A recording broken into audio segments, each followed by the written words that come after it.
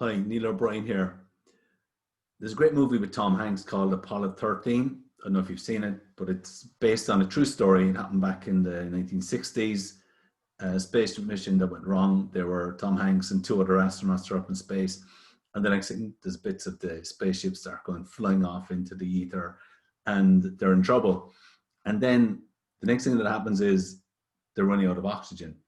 But back at NASA, Ed Harris is like the in charge of the whole thing. He gets 7 or 8 guys into a room, and all they have is the replicating parts. So they have bits of tube and like mask, bits of tape and whatever. So they're using the items that are in the spacecraft, and what they have to do is make a device that's going to take the CO2 out so that the oxygen levels go up and that the pilots can be saved.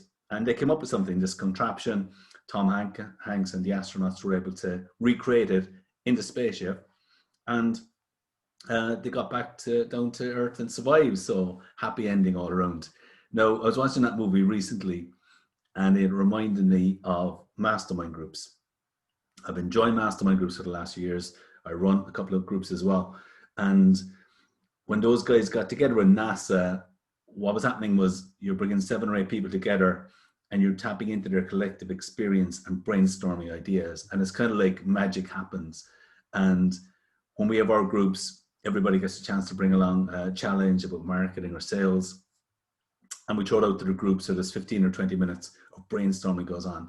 And what happens is you'll get this synergy, you'll get these ideas popping out because you could be tapping into collective knowledge of maybe 200 years. And it's pure magic, and fresh ideas come out and people take those ideas and take action on them.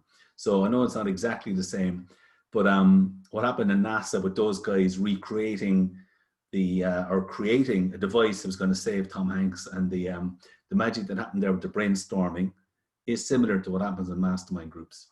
So just wanted to share that little story with you. Okay.